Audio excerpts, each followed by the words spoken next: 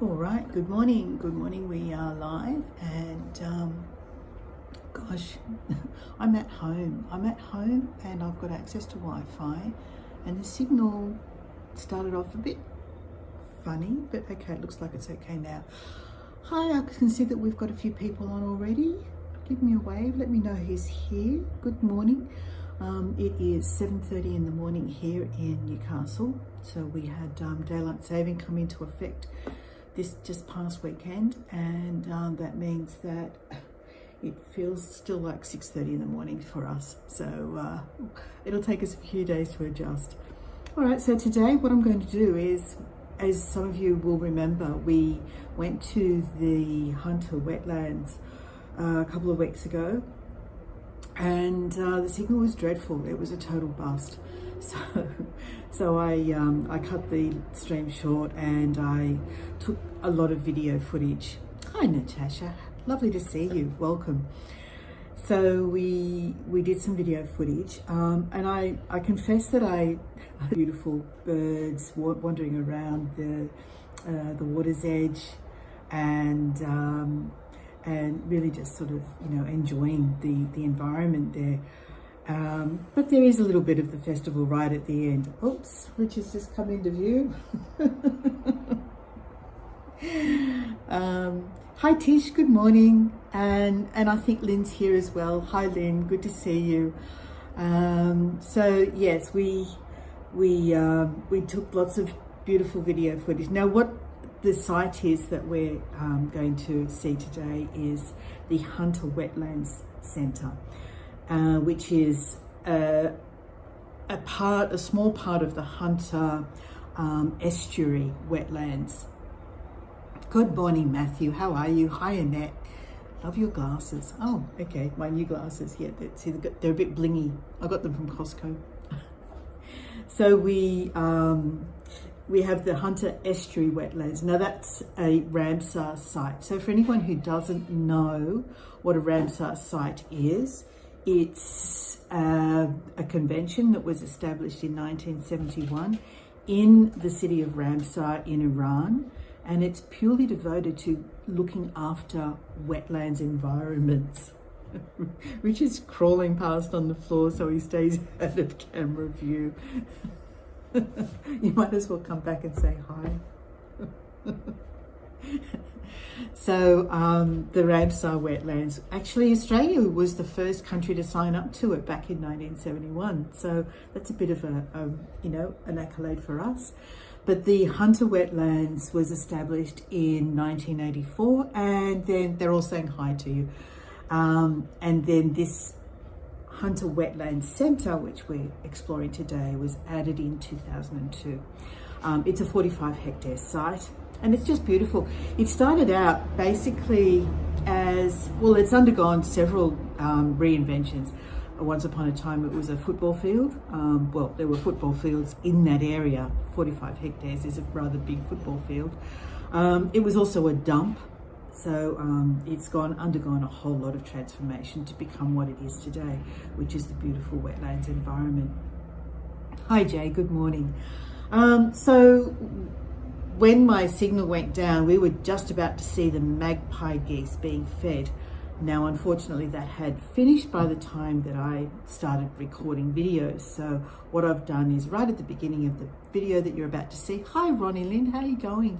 Right at the beginning of the video that you're about to see today is some footage that I took a few weeks ago where, and it's in vertical orientation, but that's just a minute to kick us off. Why don't we get started? And most of this is going to be unnarrated. Let's just enjoy the peaceful scenery of it. I will chime in from time to time and add where I feel like we need to have some explanation added. But this is, please, let's enjoy the Hunter Wetlands Centre. I love the expression, how you going? Well, you have to get it right there, Natasha. It's not how you going, it's how ya, Y-A, how ya going? There's a bit of Aussie lingo for you. Let's bring this video in. Okay, keep the current selection. We want that one there, and we're going to hit play. Okay, so here we are with the magpie geese, and hopefully there's sound. Now I want you to tell me if you've got any sounds here.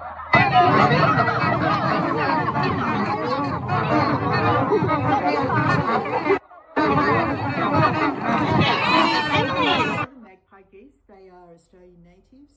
Magpie is the and now we're kicking off with the actual recording and walking around the wetlands. Geese, zebras. So this is a little trail called the Hidden Door Trail, which is really pretty cute.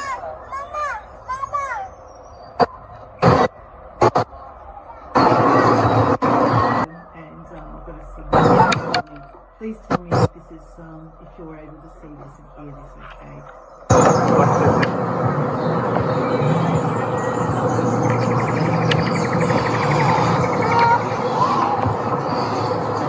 It would be absolutely brilliant, wouldn't it, if the recording that I took because I had a bad signal in the day was affected by a poor signal on the replay. Can you hear it now? Okay, good. That's an ibis.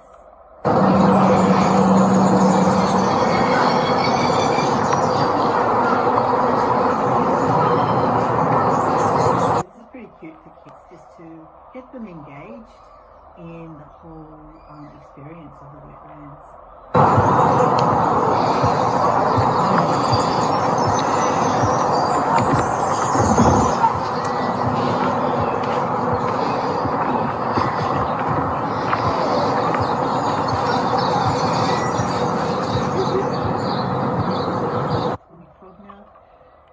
Some people call owls, they're not, they're actually night owls.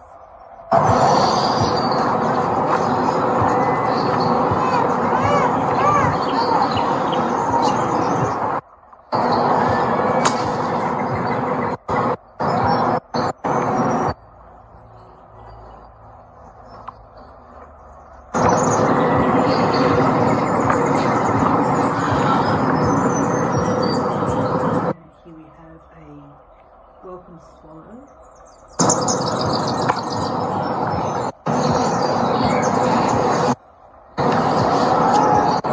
The Wetlands Centre is only literally 5 minutes down the road from our place. And again, it's just a shame that the signal there is so poor because it's a beautiful, beautiful place for walking through.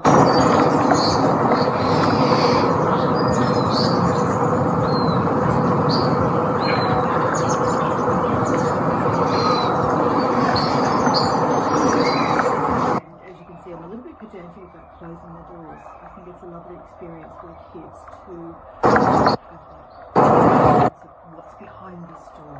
So if the door's already open when they come to it, that sort of spoils the aspect somewhat.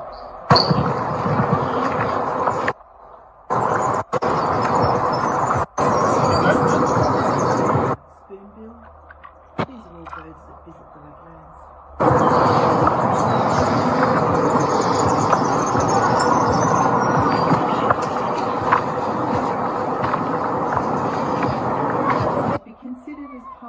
A Ramsar, or as a Ramsar site, you have to fit at least 9 criteria.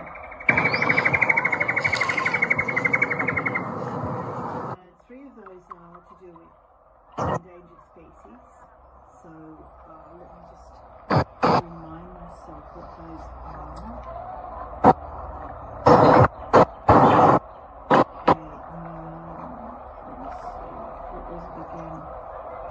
So many tabs open on my laptop, I can't remember where it was. But there's 3 species. There's the green and gold bellied frog is one. There's the eastern bittern, a type of bird, is another.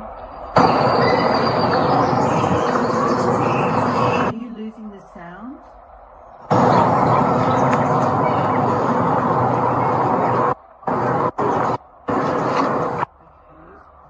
Okay. In that case, what I'll do is I'll plug in the microphone.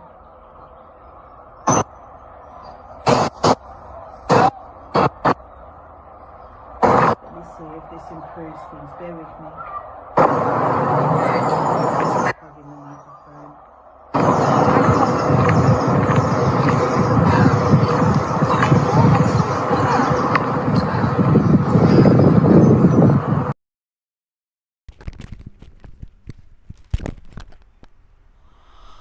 Okay, tell me if you can hear me now.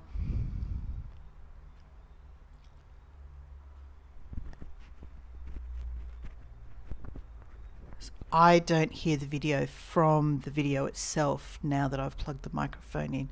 So let me know if you can actually hear me speaking. Okay, so my voice is good. Can you hear any sound from the video? Because I can't.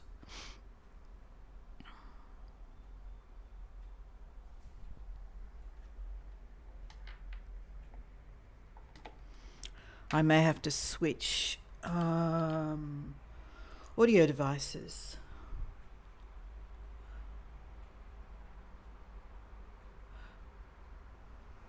You can't hear the video.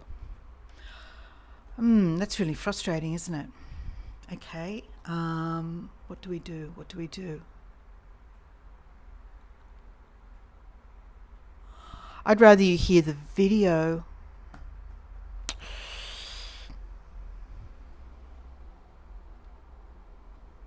Yeah, I'm not getting any sound from the video at all. How do I work this?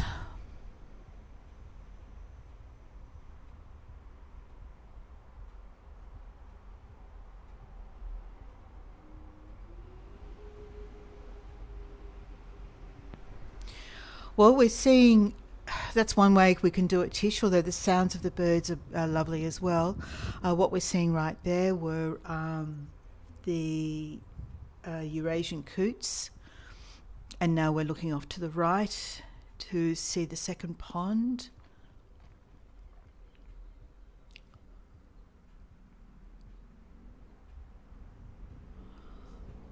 This walk takes us right at the moment between two ponds.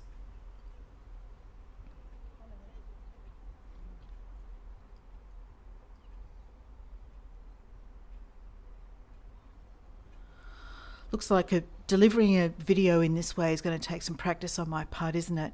There's a notice here about a poisoning program which targets wild dogs and foxes, which are a threat to the bird life in the area here in the wetlands. You can see the trees here, they're largely paper barks on the left hand side.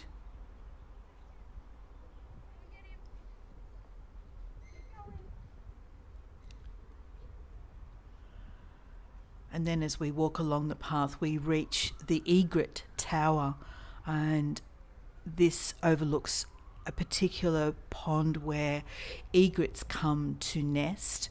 They usually come in about October, so we're a little bit early. Oh, that's lovely, Natasha. And here we have our first glimpse of a beautiful black swan.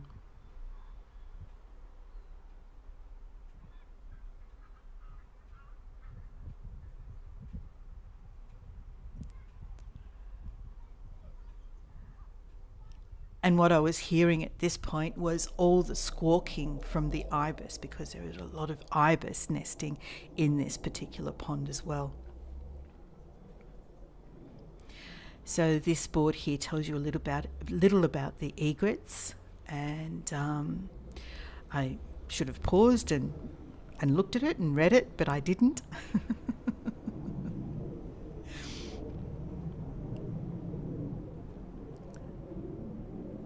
In a moment we're going to climb the tower so that we can overlook this pond on our right. But first of all we're walking beneath the casuarina trees, which are also known as she oaks. And out there again, once more, is that black swan. We get to see the ibis in flight. And there he is, there's the beautiful black swan there.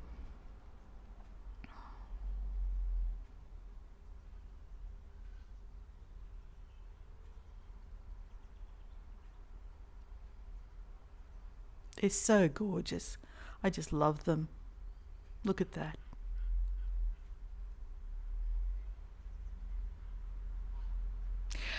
Well, we are going to see another swan, so I'll actually keep that for you to see shortly. Bit of a surprise for you. And there's the ibis up in the tops of those trees there. Apologies for the traffic noise. I live quite close to a major road, so we just heard a big truck go past.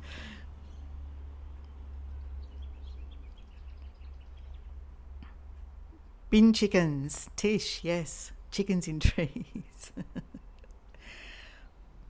Yeah, I love it. I love it there. It's beautiful.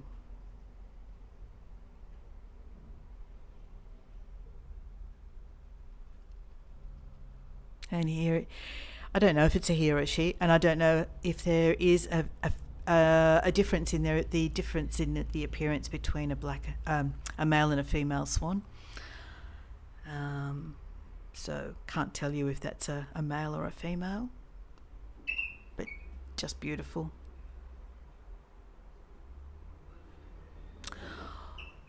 All right, let's climb this tower.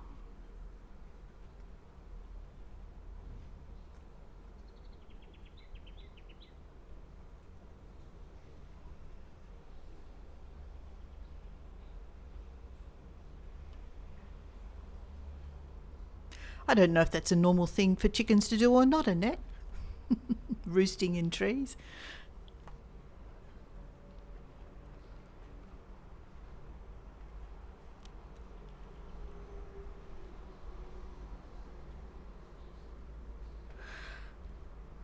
Yeah, you wouldn't want to go chasing them either, would you?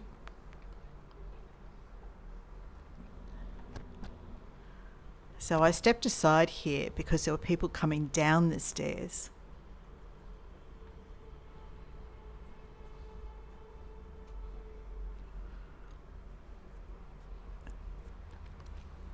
And there were people coming up from behind me as well, so there was a bit of a traffic jam.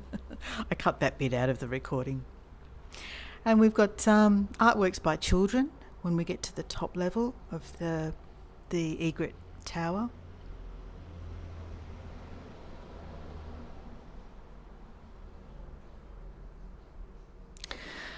And in a week or two, we're going to start seeing the egrets arrive. So I may have to go back and check it out. This is where they typically nest. So this whole pond changes completely once the egrets arrive.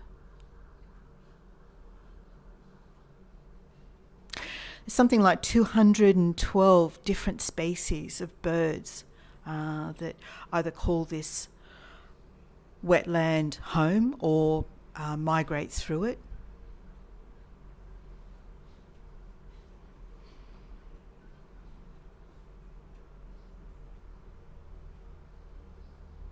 It's really stupid. My signal's jumping around all over the place and I'm in a stable position right next to my modem. So, yeah, apologies if there's any interruptions.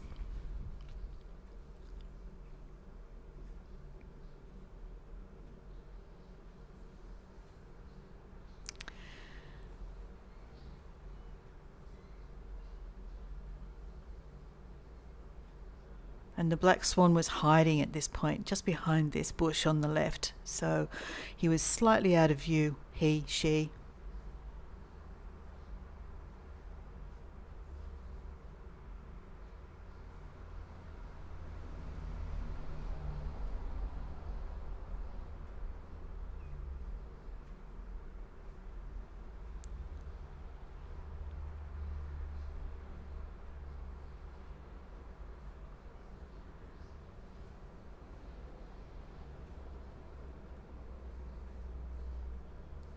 Yeah, I think you're right, Natasha.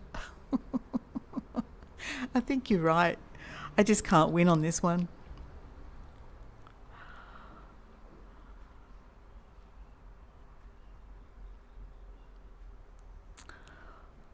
All right, so we're going to head back downstairs now and make our way towards another bird hide.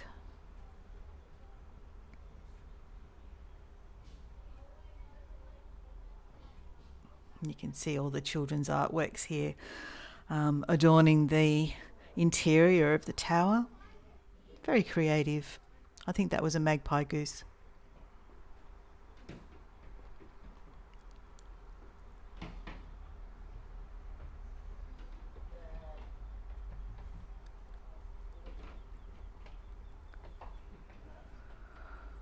So I did edit out some of the climbing downstairs because it was a bit tedious to watch back.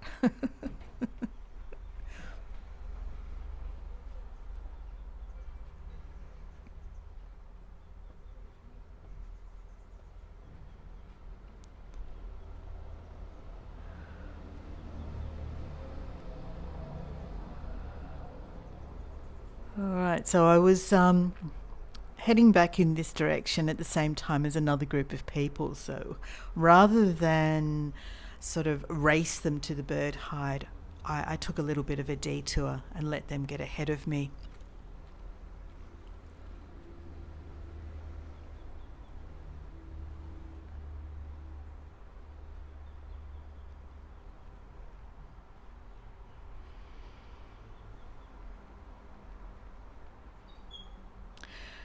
So we've got, I don't actually remember the names of the ponds. This one I think was called the Ribbon Stream or Ribbon Creek Pond.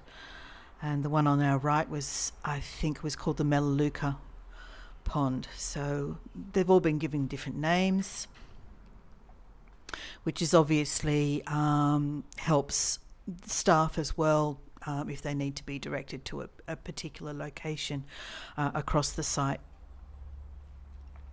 So those people went ahead of me, I let them get ahead, and we took a little detour just down to the water's edge in amongst the paper barks.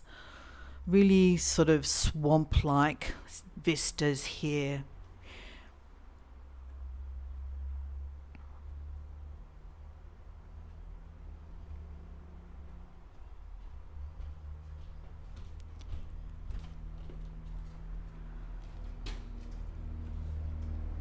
And this information panel talks about one of the people who was heavily involved in the creation of the site.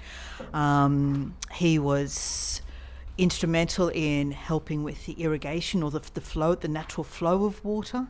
So this describes how the water was managed moving between the two ponds through this kind of causeway here. And it can be controlled with a gate. So if one of the ponds is very full, it can be channeled out through this causeway.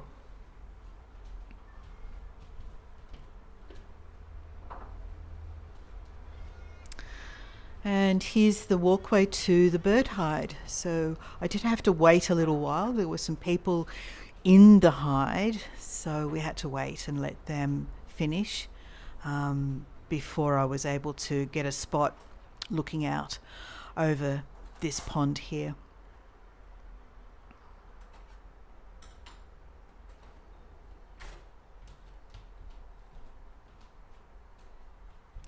And we're about to see the answer to that question that I think it was Tish asked a moment ago. Keep an eye on that pile of straw just to the left of the hide, and you might be able to guess already what that's about.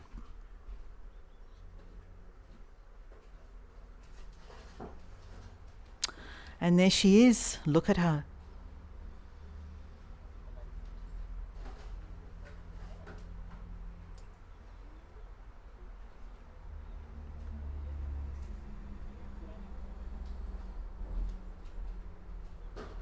Now, apparently there are hatchlings, but we don't get to see them. Yes, Tish, she's sitting on a nest. So I overheard the other people talking about how they had been told that some of the eggs had already hatched. So she's got little hatchlings there underneath her. Really cool. Yeah. So delightful. And in behind her we can see magpie geese, we can see moorhens. Here's an egret.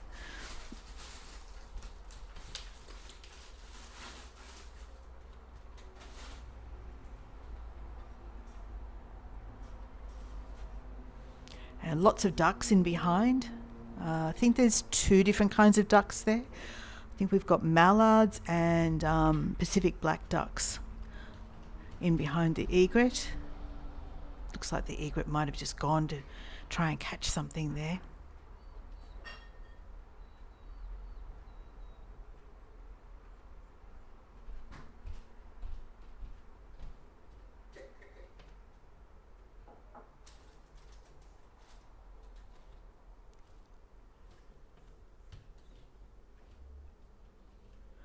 There's a moorhen and the magpie geese. And there she is, just sitting there calmly with all that activity going on around her.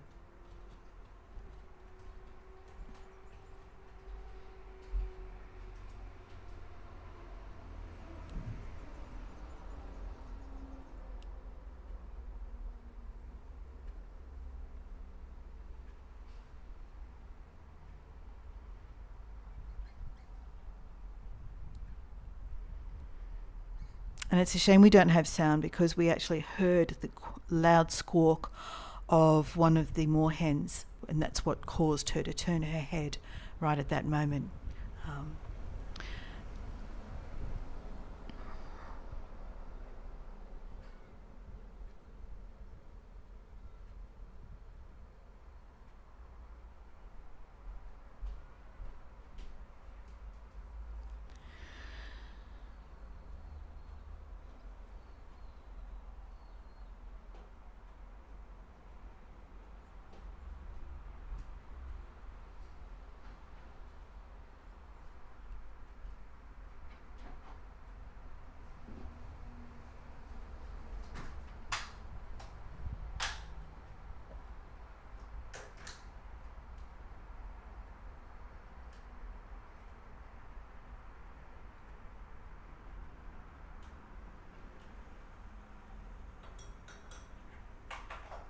I think what I might do is upload this video separately without my talking over it, so that you've got the sound that I was hearing when I was taking the video, just to give you a completely different experience.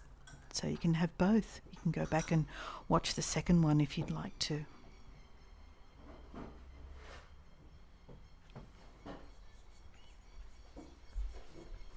Do you hear those birds here? That loud squawking here is, we have masked lapwings at the moment, and they can be really aggressive when they're nesting. And that's what's making all the noise that I can hear behind me right now.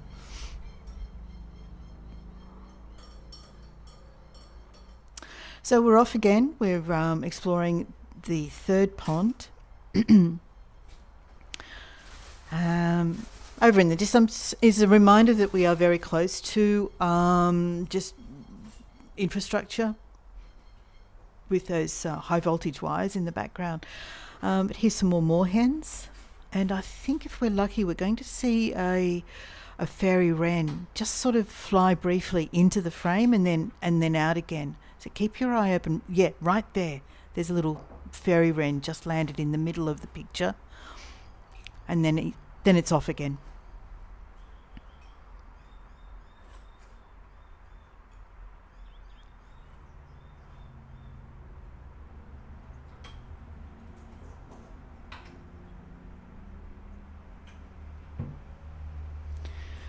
And there's the moorhen again, sometimes called a swamp hen.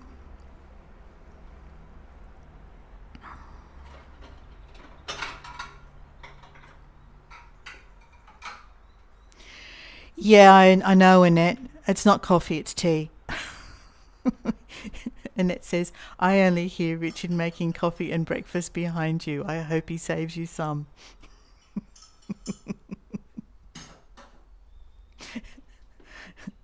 Bang, crash. Look, yeah. No, you can't see it at the moment but thank you. He made me some. Thank you. I got a cup of tea and some toast. This bush here is called an Australian indigo. Yeah, Lynn, sorry. Yeah, it's an Australian indigo. Really pretty flower. And then we have like a talking circle, a yarning circle here. So groups can come out into the middle of the site and sit and hold discussions. You know, they can be there with a teacher, a guide, a facilitator.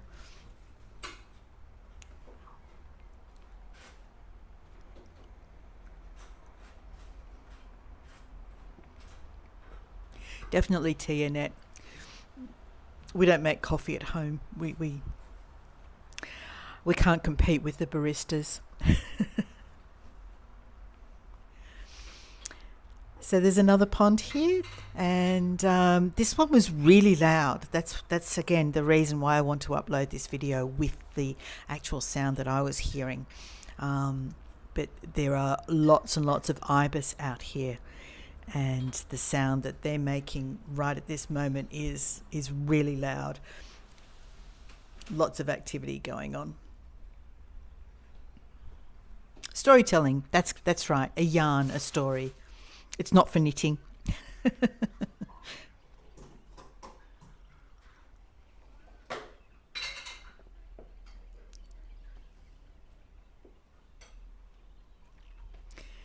So I don't know if you can see right there where that ibis just landed. There's a whole bunch of them right there, just on settled on the ground. And there's a couple of egrets here. So they're starting to arrive. Jay says, I can get the mix and everything right, but I am slow as heck. I always tip my hat to baristas who can whip through it. Yeah, we won't have a coffee machine at home, although we know lots of people who do, for the simple reason that I go to enough cafes where the baristas don't get it right. So what hope have I got in thinking that I could make a decent cup of coffee at home from an espresso machine? I'd rather pay for a good coffee.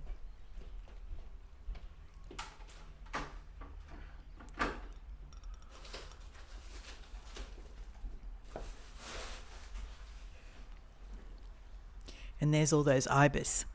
I think there are young ones there. The sound that they were making, there was a lot of kind of chirping rather than the adult sounds. So it's hard to tell, hard to see, but I think there are some juveniles there amongst them.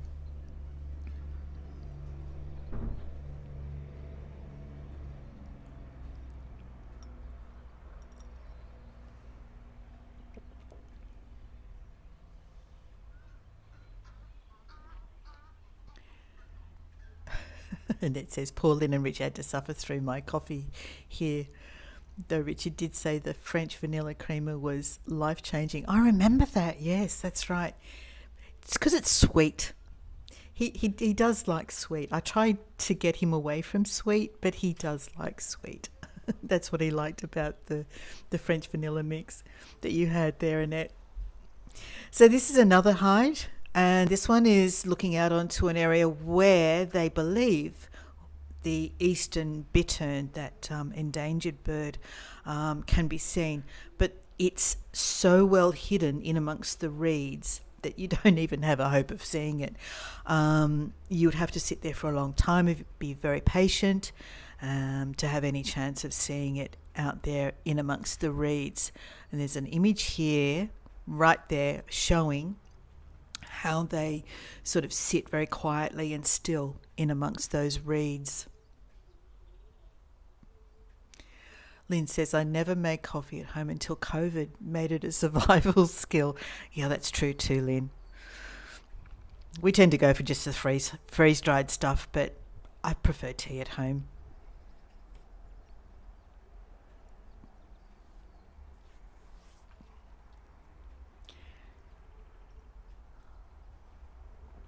Yeah, I don't have sweet coffee, Annette. I don't add sugar to my coffee. I add a little bit to tea because I find tea a bit more bitter. And my signal's gone down to 100 again. What's the go? What's happening here? I don't know if you can see. And it says, I don't even drink coffee, Lynn, but I have a machine and grinder for guests. Ronnie says, I've recently gotten to like black coffee. I don't. But in reading up on what I'm going to make for breakfast tomorrow, I understand that it's sweet black tea. So we'll have to see if how we react to that. There's some more of those moorhens, so the swamp hens. Jay says, I do cold brew, less acid. And Lynn, you have no idea. If you get to Sacramento, I highly recommend booking a room with a net. We had a trolley in our room that was full of sweets and chocolates and little individual served drinks and all sorts of things.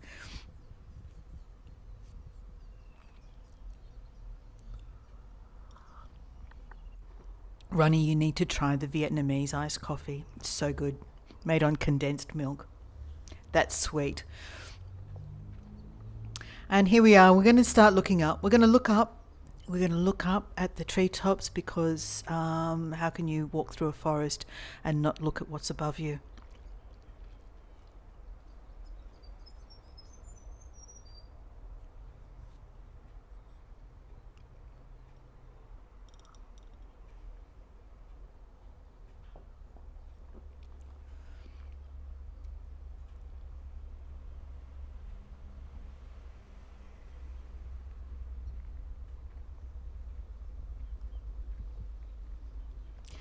So we're heading back in the direction of the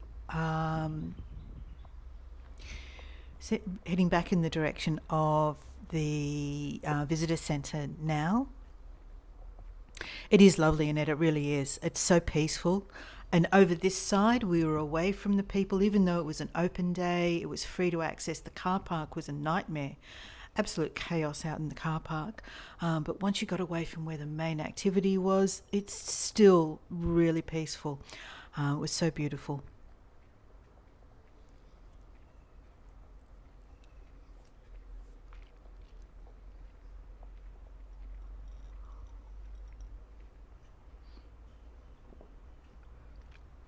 And just up ahead here, if we had turned to the right from this point, we would get back to the Egret Tower. But continuing straight on is heading back towards the visitor centre. And here we see another egret really close to the path.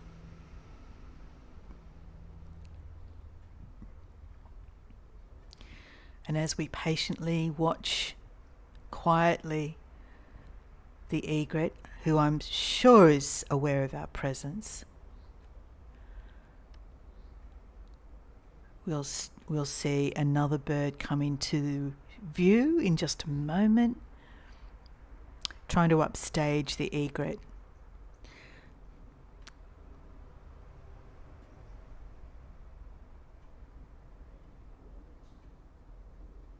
And here he comes. I'm going to assume it's a he.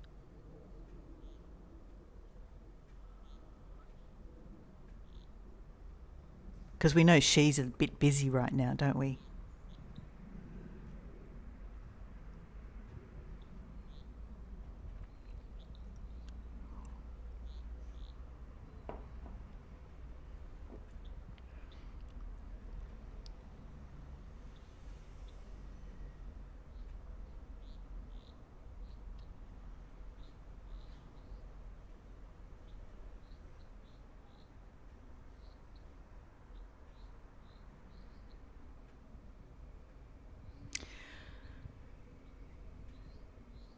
I do really love the black swans, but I was focused on the egret at this point, so the black swan did sort of slip out of view in just a moment.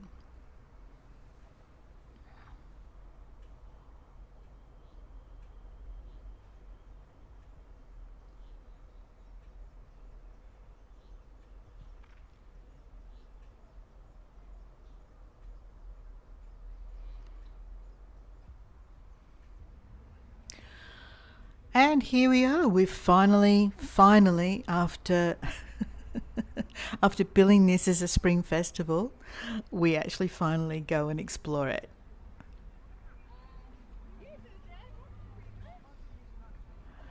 My pleasure, Annette. We have lots of them around our way, so I'm happy to share them with you. So here we are. Here's the spring festival. It's not huge. There's stalls selling little tube stock plants, native plants. They have an on-site nursery here, and then we've got some local arts and crafts.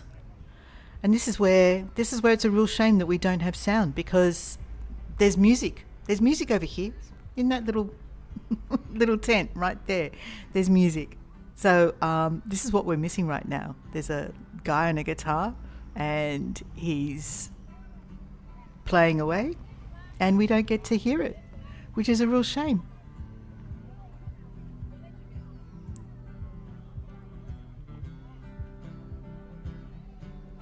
So once again, that's the other reason why I'm going to have to upload this without me. Just the original video.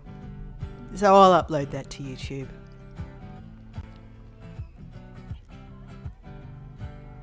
With noise cancelling headphones, I can hear it quietly. Shall I sing? I can't even remember what he was playing. You can hear the sound, can you? Oh, that's so weird. I wish I knew what was going on. I really do.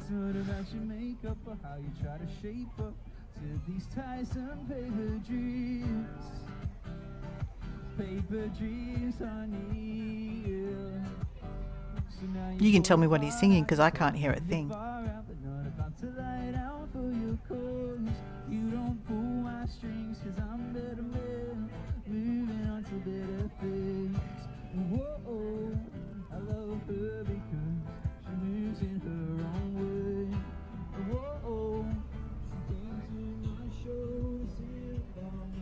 Don't know the song.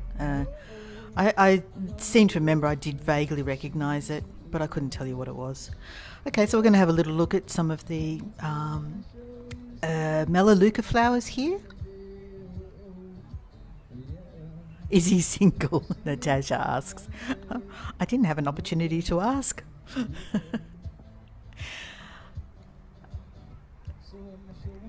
So they're beautiful. They look a lot like bottle brush. The honey-coloured or the cream-coloured flowers of the Melaleuca. Really beautiful, really pretty.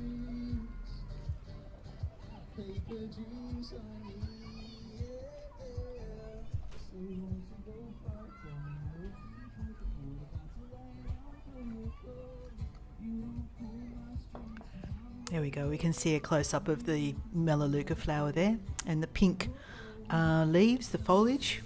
It's for spring.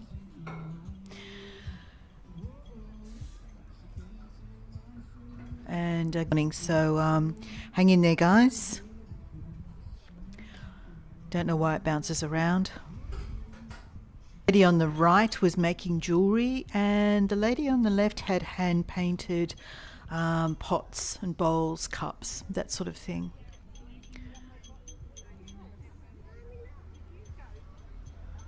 So here we can see the hand-painted pots.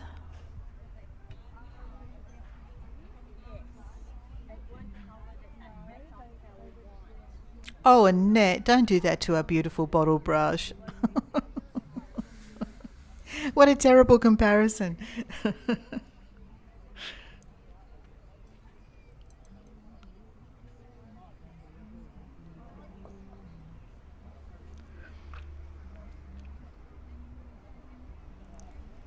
Melaleuca, yes, tea tree. It's a kind of tea tree. There's lots of different species of Melaleuca. Tea tree is just one of them.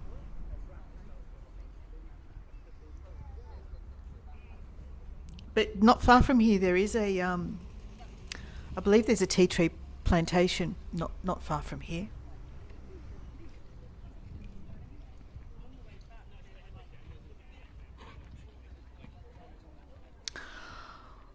right, so it does, doesn't it? Yeah, it does have a lovely scent, but it's got...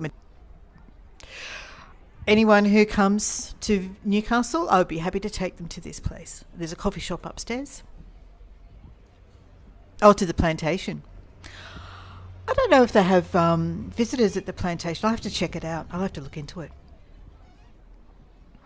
So here's where they fed the magpie geese earlier in the day. And there's still a few of the magpie geese hanging around.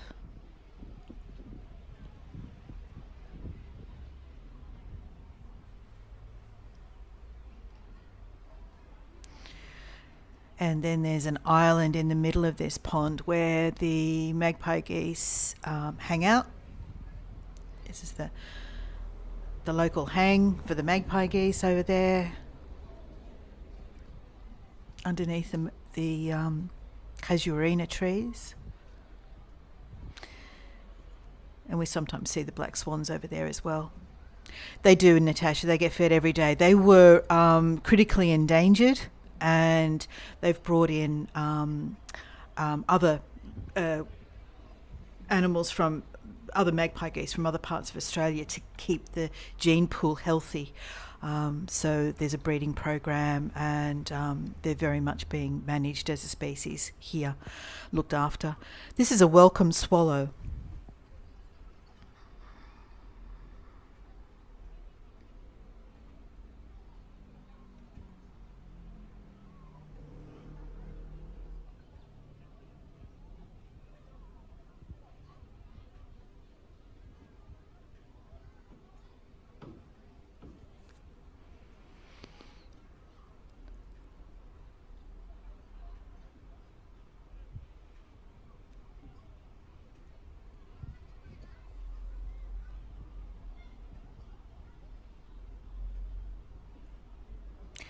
Yeah, they're very cute. And they're even featuring one of our local musicians' songs. Bernard Fanning from Powderfinger has a song that talks about welcome swallows. Some beautiful glass art here. We're back up in the visitor centre now. Absolutely love the glass. It's really beautiful.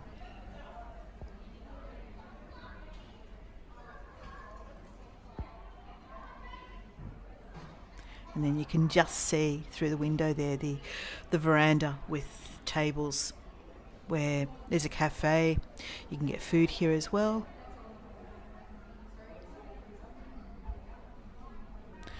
I was having gimbal problem a longish time.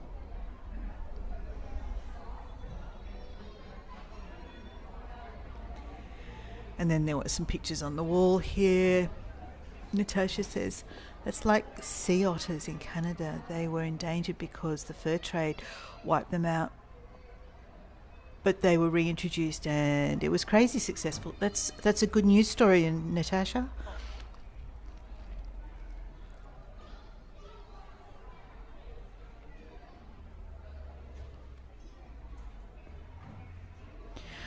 So there's a few other things at this site. There's a reptile house. I know that there is no signal there. And there's also an enclosure with freckled ducks. And the reason I didn't take you there was because they were all hiding. They're basically nocturnal. They're very cute, but they were all hiding underneath the platform that we were standing on. And there was no point going there because we just couldn't see them. But they've got this little guy. There's a turtle, which I do go down low so that you can see him a little bit better beneath the water in a moment. There he is.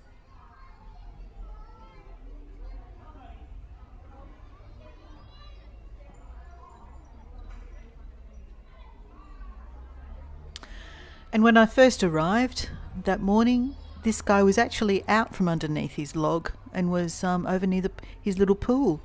But he was definitely asleep under his log when I came back. And I think this is about where the video ends. Yep, there we go. Okay, let's get out of there. Bear with me. I need to close that. There we go. I'm back. Sorry about all the tech. I don't know. All right, I've got my little microphone here now. What a pain. I thought I'd deliver it this way through Prism because it's better quality than through StreamYard, but no sound. So there we go. That that was that issue. So as I said, I will upload that video to YouTube with the sound so that you get to hear it as it was intended, and it won't have my voice over top of it. So I'll get that up.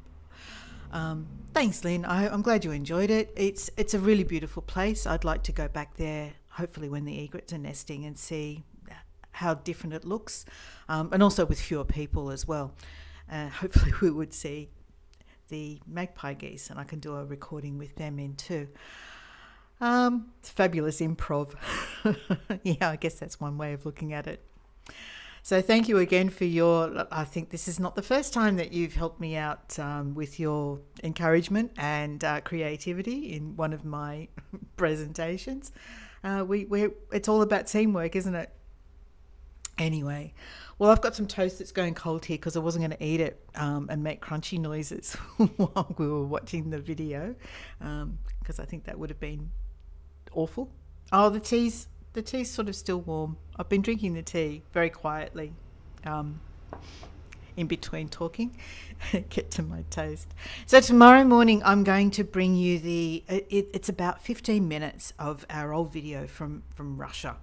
I've cut it down from over an hour, so I've really just tried to keep the best bits. The video quality is, as you would expect, from 35 years ago, but we've got some really good commentary from our in-tourist guide. So back in Russia in those days, it was an official Russian appointed guide, and she accompanied us everywhere that we went and gave commentary on the bus and inside the palaces as well, and it's very interesting hearing her take on things. And some of I didn't keep all of her commentary in, but she talks about Russian way of life. One of the examples was that there are bars and restaurants that only take foreign currency. They don't take Russian currency, which they felt was extremely unfair, and I agree. So it's interesting to look back on those times to see how different things were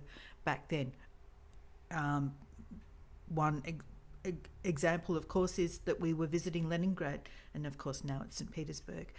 So lots of things have changed. And then after I present that, I am going to challenge myself to make a Russian-inspired breakfast, and we can see how I go doing that, because I've never made it before, and let's see how that turns out.